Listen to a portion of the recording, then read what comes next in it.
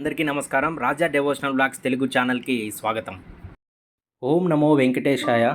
వెంకటేశ్వర స్వామి కూర్చొని ఉన్నటువంటి భంగిమలో ఉన్న ఆలయం ఎక్కడ ఉందో తెలుసా? మన చిత్తూరు జిల్లాలో ఈ యొక్క ఆలయం ఉంది. శ్రీనివాసుని మామగారు ఆకాశరాజు సొంత సోదరుడైనటువంటి తొండమాన్ చక్రవర్తి విశ్వకర్మ సహాయంతో సప్తగిరులపై శ్రీనివాసుడి ఆలయం నిర్మాణాన్ని పూర్తి చేశాడు.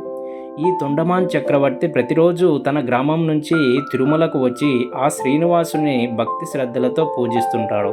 అలా కొన్ని సంవత్సరాలు సేవించిన తర్వాత తొండమాన్ చక్రవర్తికి వార్ధక్యం వచ్చింది. ఇక తను ఓపిక క్షీణించిందని, తాను ఇక తిరుమలకు వచ్చి ఆ శ్రీనివాసుడిని కొలవలేనని ఎంతో బాధపడ్డాడు.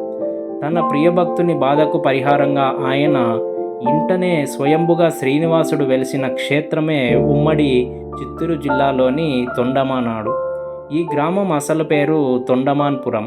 ఒక చేతిలో యోగముద్ర, మరో చేత అభయహస్తం కలిగి శ్రీదేవి భూదేవి సమేతుడుగా కూర్చున్న భంగిమలో శ్రీనివాసుల స్వామివారు దర్శనమిచ్చే ఆలయం శ్రీ ప్రసన్న వెంకటేశ్వర స్వామి దేవాలయం. అయితే ఈ దేవాలయం గురించి భక్తులకు అంతగా తెలియదు. కూర్చున్న భంగిమలో శ్రీ వెంకటేశ్వర స్వామి భక్తులకు దర్శనమిచ్చే దేవాలయం ప్రపంచంలో ఇది ఒక్కటేనేమో. చాలా ప్రశాంతమైన వాతావరణంలో ఈ దేవాలయం ఉంటుంది. 2008వ సంవత్సరంలో తిరుమల తిరుపతి దేవస్థానం వారు ఈ దేవాలయాన్ని స్వాధీనం చేసుకున్నారు. ప్రధాన ప్రవేశ ద్వారానికి రాజగోపురం ఉంటుంది. రాజగోపురం ఎగువన 3 అంచెలు కలిగి ఉంటుంది.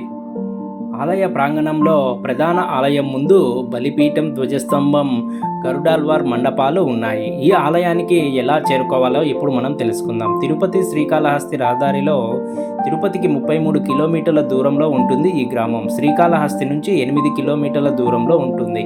ప్రతి బస్సు ఈ స్టేజ్లో ఆగుతుంది. రోడ్డు మీద నుంచి కనిపించే పక్కదారి నుంచి 5 కిలోమీటర్ల దూరం ప్రయాణించాలి. ఈ 5 కిలోమీటర్లు సొంత వాహనం లేని వారు ఆటోలను ఆశ్రయించవచ్చు.